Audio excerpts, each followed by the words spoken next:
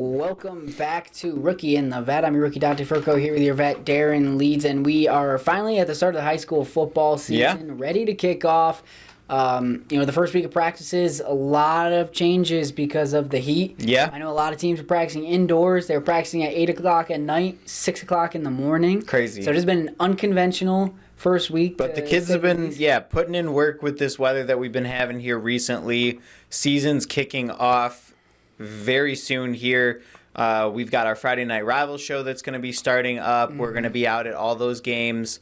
We'll go over the schedule towards the end of the show. But, wanted to kind of talk about, some of the big teams here in our area, some of the teams that we're going to be covering this season. And first up, definitely heading into a new era with Sacred Heart Griffin. Yeah. Ken Leonard is gone. Now turning the reins over to John Allison. Last year's state champions, and I want to just get your take. Do you think we see a regression, or do you think we continue to see dominant play of football from this squad? It's tough. They definitely lost a good group of seniors. You are losing your ultimate senior in Ken Leonard. Not in a senior citizen way. Sure, I got what you mean. It was his last year. Love Coach Leonard. Saw him actually at the Old Dominion concert last week. You lost a good group of guys, but it's Sacred Heart Griffin. They produce talent every year. That private school. I don't know if John Allison is kind of running that same offense as last year. I'm not too sure because a lot of times we change coaches. You're changing the style of play as well. Playbook goes with them typically. But when Allison's been there for 20 years. Yep. And so I'm sure it's pretty much the same. But it's going to be a little bit of a new culture. You react different when you get a new coach. But like I said, their history has kind of, while so many groups have left, the talent has stayed, if you could say. So I don't think they're going to regress too much. But I think we may see them take a little bit of a step down, maybe lose a couple games in the regular season. But if you were to ask me right now if they are the best team in the Springfield area, my answer would probably be no. And we'll get to that with the next team. But there's a team in their conference that I really like over Sacred Heart Griffin. I was going to say, looking at, just some of the scoreboards from them from last season. Obviously a very explosive and dynamic offense that Ken Leonard was running there. We're looking at games where they're putting up 56, 63, just hanging crooked numbers on people left and right.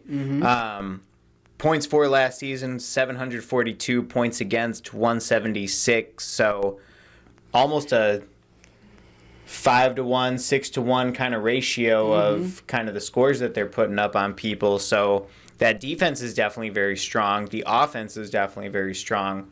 And so it does seem like that school, the kids who are coming up are a product of the system, and you don't really see a whole lot of regression from season to season. They continue to be, very dominant over in that area. Blanking on the name of the conference. So the Central State 8. That's right. Which I think technically it's like 9 at this point, especially with Lincoln going in. But really good conference. It feels kind of like the Big Ten in a way. Sure. They remind me of the Big Ten. I guess we're seeing conference realignment in high school, I guess, as well. But definitely a really good conference. Going to be really competitive this year for them. But they have, like any team, they've dominated their conference over recent years. They actually, what was so interesting is last year in the playoffs, they played a conference team in Rochester to go to the state championship. So, they have teams alongside them that are going to fight back this year. And Rochester is one of them that we'll get into in a minute. But they have it's similar schedule. You don't get many out of conference games when you're in high school. There's not enough games to work with, especially when your conference is continuing to grow. Yeah. So for the most part, I know they're heading out to Normal Community this week out in it's like the Bloomington area, correct? Yep. Yeah. So that'll be. I don't think it'll be a true test or much. They should be able to take care of business, but it's a team they may not be too familiar with. Yeah. But I think from the interviews when we talked to John Allison, he seemed confident in this group. He didn't really feel like it's anything to be worried about under this new leadership. Okay. So I think they're going to be a team. It's right up there again, but we'll see if they have state championship in them. Okay. I could say.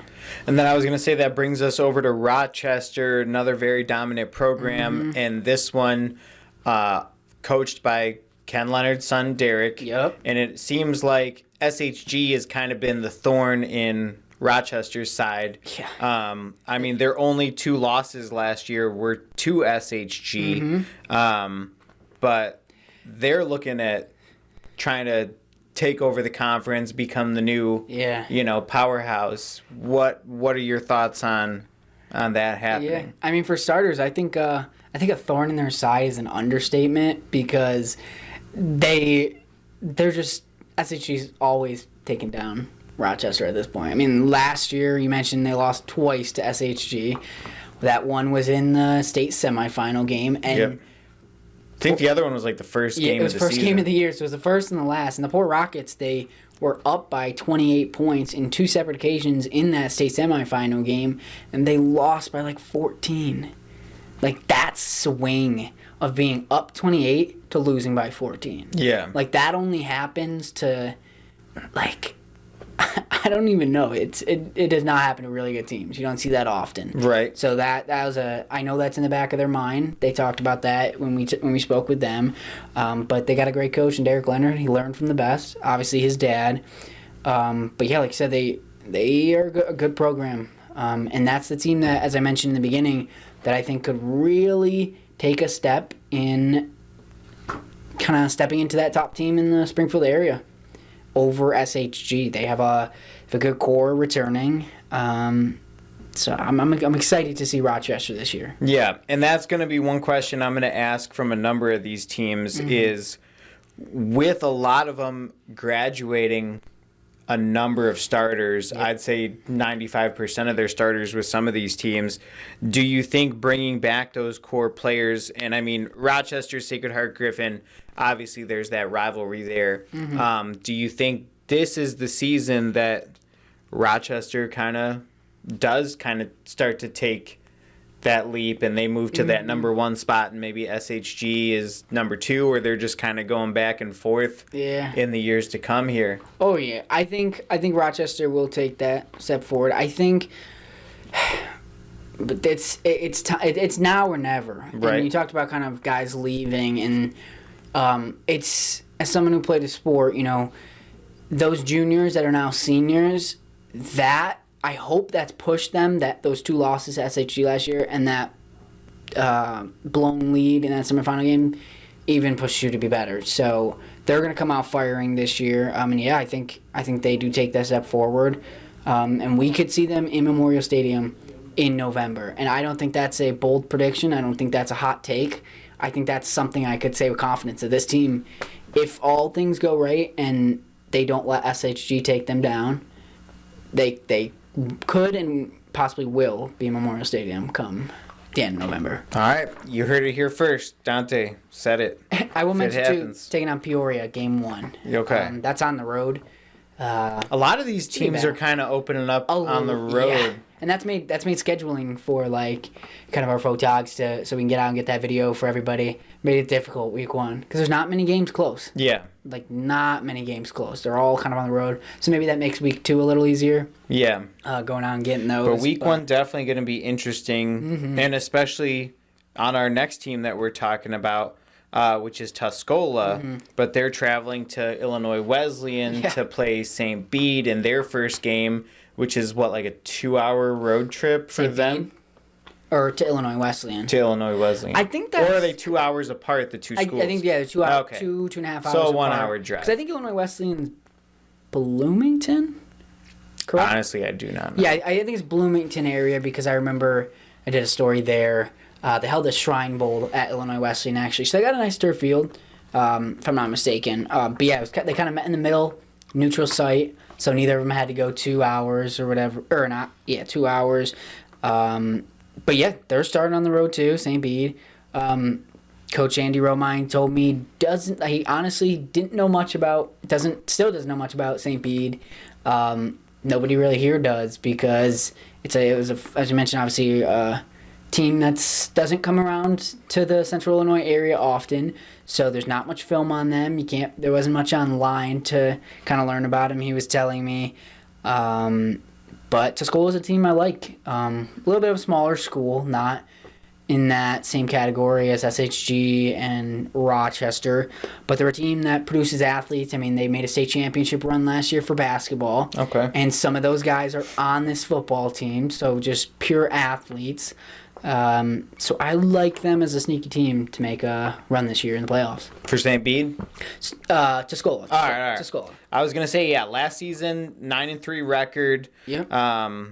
They kind of made a pretty good push in the playoffs. Only a couple games shy of making that state finals trip. But they're going to be looking at that quarterback, Jordan Quinn. Big guy. Big guy. 6'3", not 205. Not in a bad way. He's just a tall, tight end looking player turned quarterback. And so it sounds like, things are really clicking for him, according to their head coach. They're really going to be looking for his, veteran leadership in the huddle, on the field. Yep. But definitely this is his offense to run. And it seems like, from what coaches said, he's made a really big jump from last season to this season. Yeah. And so kind of relying heavily, does his play make or break this squad, do you think? Yeah, he's very talented, and having that year under his belt from last year going into this year is only going to help him be a better player. And like you said, Coach mentioned just the leaps he's seen from Jordan. He's 6'3", like that's for high school. You don't see many 6'3" quarterbacks, maybe around that 6 foot range, but 6'3" is a tall kid. I think he was, I don't classify him as a center in basketball, but I think that's kind of what he played for them last year in basketball. He's an athlete. He's a pocket passer, but don't count him out running. Okay. Because, he's a quick guy, but he's got a very talented arm. And, they lost a few seniors, some impactful seniors, but the amount of guys now in the senior class that they have with experience, they have what it takes to kind of be a pretty dominant team this year. Could have, hopefully, maybe better than that 9-3 record. And maybe only slip 1 game or 2 games, but they played a lot of close games last year. So hopefully this year they can kind of blow some teams out, sort of say, and kind of not stress so much come the end of the game. Because I remember watching a couple of those last year that it kind of came down to the last couple minutes. And correct me if I'm wrong, you said they also have a pretty talented wide receiver core over in Tuscola? I do like the wide receiver core, yes. They what jumps out with them? Speed. Okay. Definitely speed. They also, I noticed, I don't want to give away too much, I saw some screen packages. Got it. Saw some screen packages where it looked like things were clicking at practice. There wasn't a hesitation, wasn't a dropped ball. But some not too tall, I would say, which may be a concern. I think at high school it doesn't matter too much. Sure. But you can obviously use that extra length. But yeah, quick, good on their routes. So solid wide receiver core. Yeah. All right. And next team up, St. Teresa.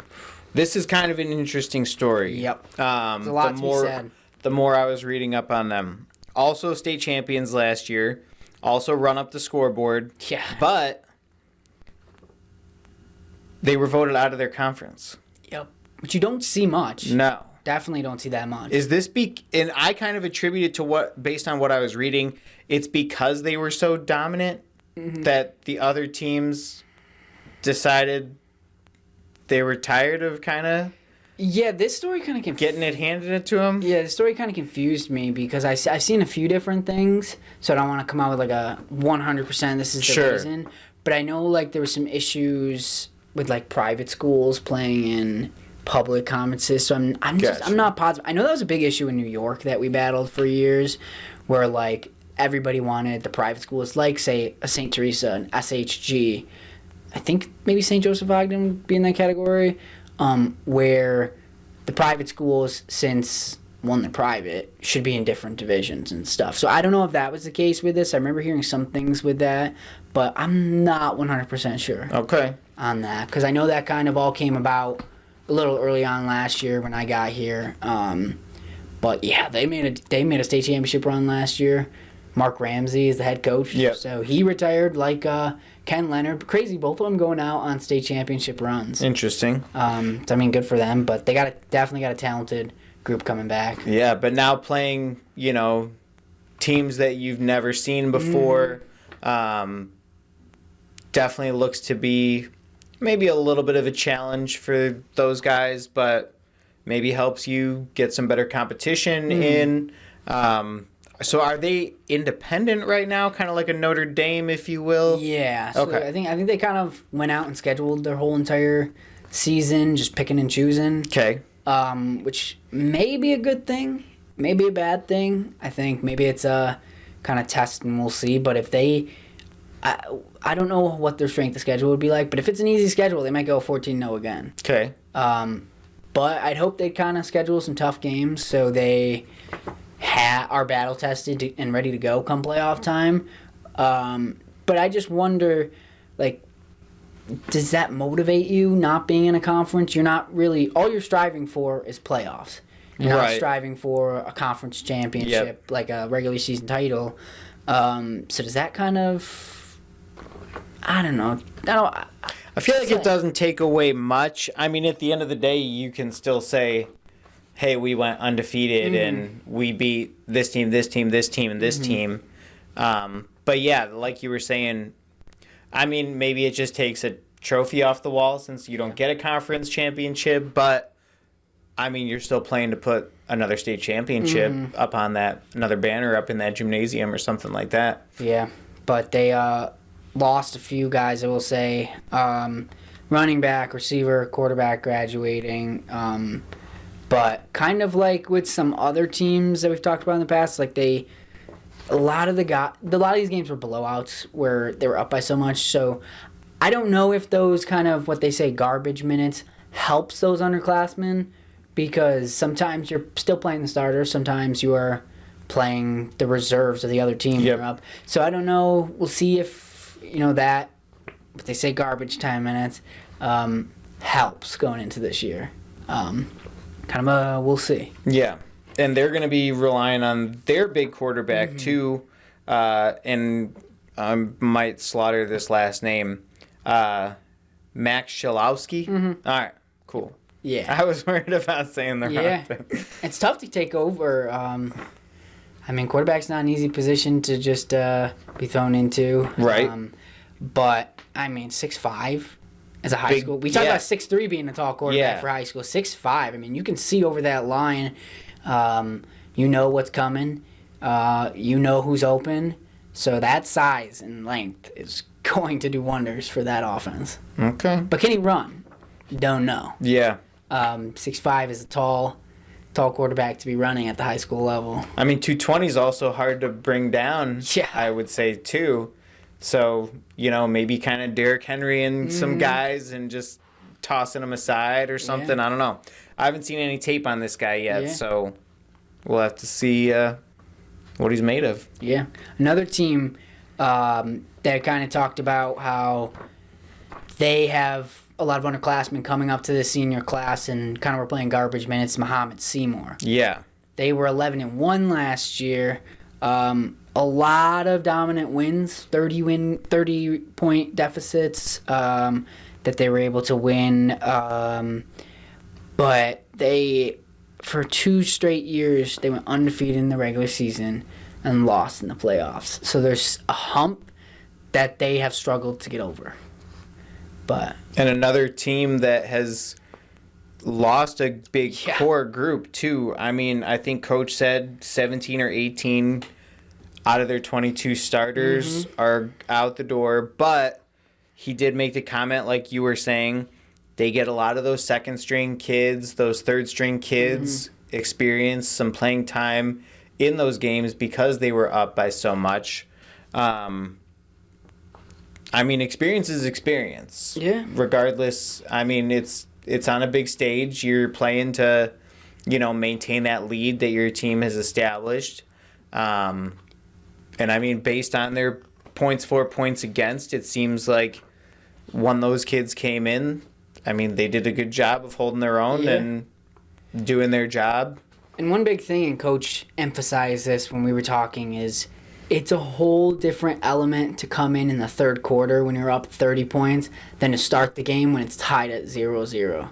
Because there's no pressure on you if you're up 30 points. I mean, I guess unless you're Rochester. Dang.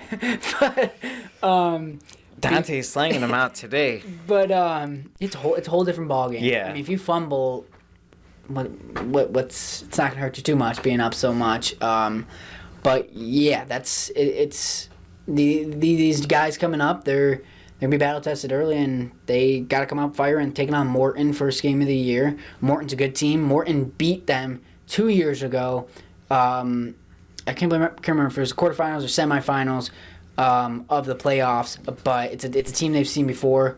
But not many of these kids were there for that, so it's going to be new and fresh for them. Right, and I mean 11-1 last season, 11-1 the season before that. They got to get over that hump. Yeah, That seems to be what it is for them right now. Is obviously they're getting into the playoffs, but continuing to ride that success and building off each game. What little aspects can you improve? Can you kind of tweak a little bit, and just kind of, I guess, play into your strengths and what works for you? Keep it rolling. Mm-hmm. I think Muhammad Seymour, a lot of athletes, I think they'll be all right. I think we might see them take a little bit of a slip. I mean, it's tough bringing in so many new guys into a starting lineup, but hopefully, like you said, that experience is the experience they needed in those late games, and we'll see with them, like I said, open up the season against Morton. Okay. All right. Final team up, Williamsville. Another team that can kind of put up numbers.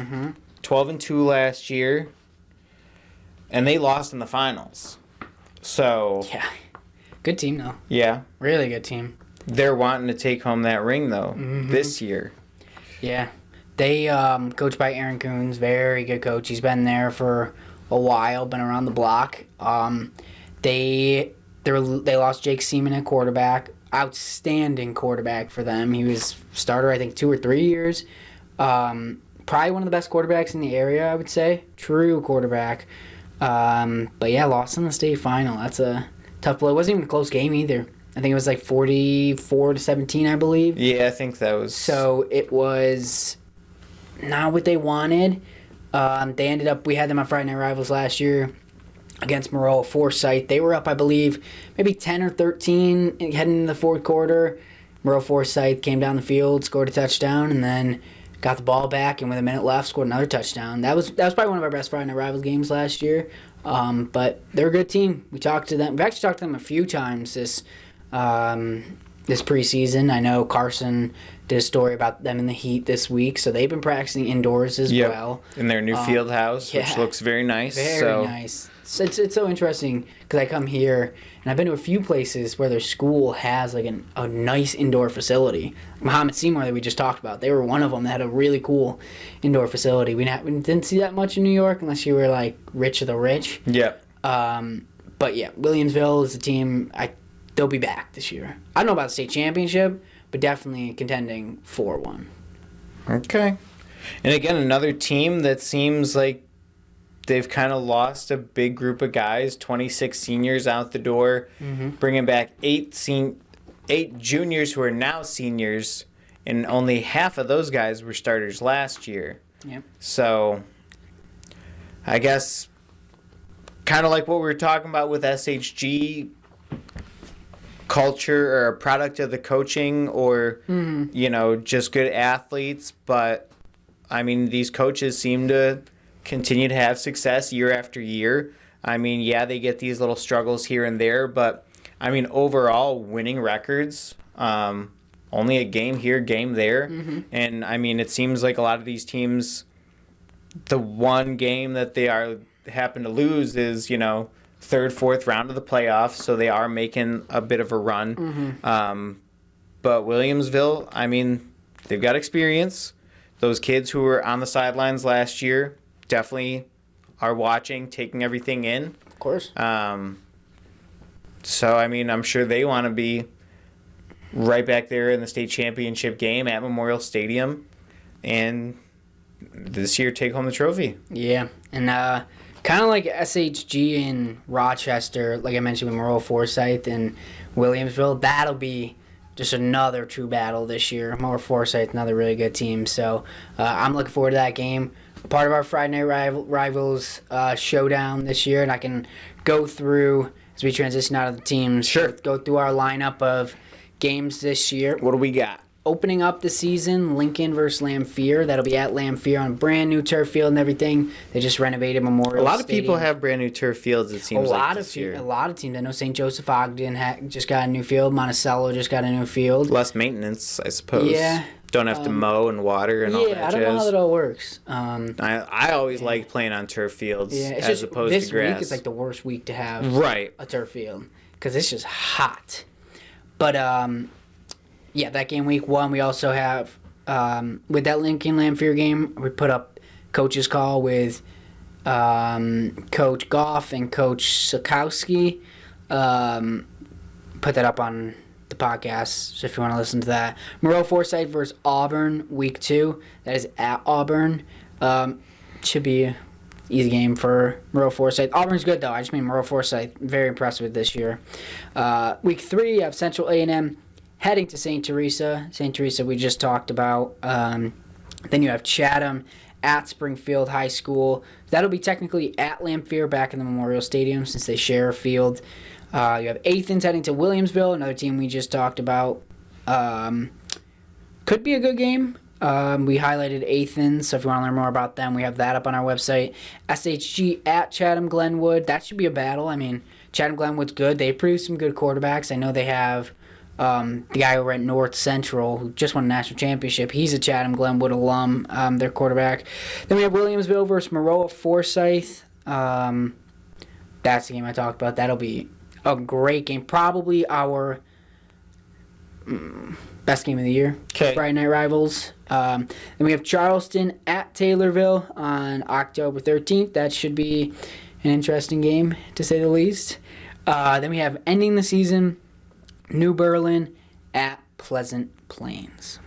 Okay. So there's some really good games in the A middle little bit that of schedule. everybody there. Oh yeah, definitely. A lot of the Springfield area schools and be able to showcase. Hopefully we get some really close games. No blowouts or any tough beatdowns. So we can get people the best product. Yeah, just like to watch good football.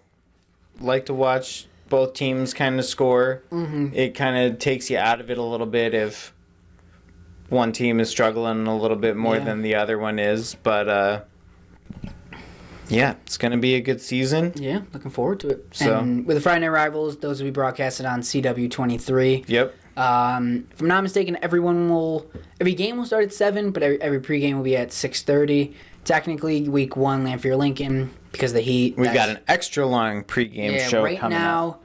the start time is 7:30. Yeah. That could be pushed back to 7:45 or 8 o'clock.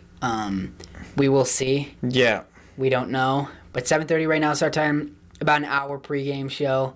Should be long. We'll have everything. I mean, just based on what... I mean, I know we're talking a lot about the heat. Based on what the last couple of days have been like, tomorrow's supposed to be a little bit cooler. Good. But, I mean, not by much. We're still under excessive heat warning. Even at 9, 10 o'clock, we've still been having heat index close to 100 degrees. So, I mean, it's going to be warm. Whatever teams are wearing the dark jerseys, I'm feeling for them. Be hot. I know when it's cold, you get those hand warmers and stuff. They don't have anything like that for when it's hot, You got to get like one of those. I used to use in high school. They're like I don't know if they ever worked or it was just a mind thing. You know those like rags that they showcase on TV and it's like wet. Those things work.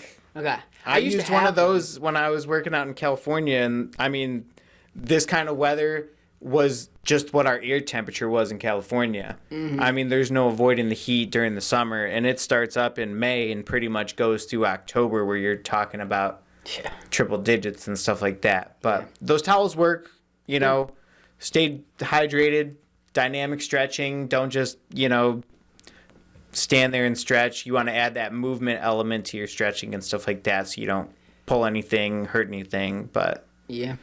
And I will say, as we wrap this up, we're going to have, I'm trying to think of some things in the pregame show to look forward to.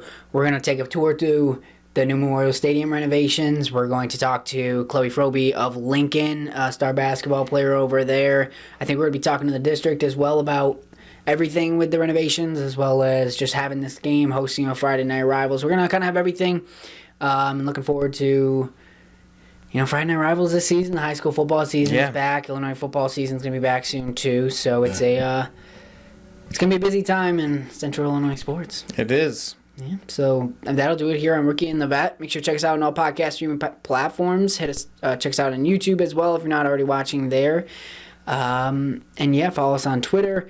Check out all the articles on our website for all the previews for each team across Central Illinois area. We're going to be continuing to do that throughout the weeks as we go through the season, just to kind of try to hit every team. And you guys have already been hitting it pretty hard. Yeah, I think we have 14 or 15 teams we've hit. And you and Brielle have been out there, putting in the time while these kids are putting in their practice time. Yeah, and we haven't even done Lincoln Lanphier yet. That'll be up on our website soon. We'll have those previews ahead of that game. So, that'll do it here on Rookie and the Vet. If you haven't listened to the other episodes, make sure to check those out too, especially the ones looking ahead to the Illinois football season, those schedules, realignment, you name it. That'll do it here on Rookie and the Vet, and we'll see you next time.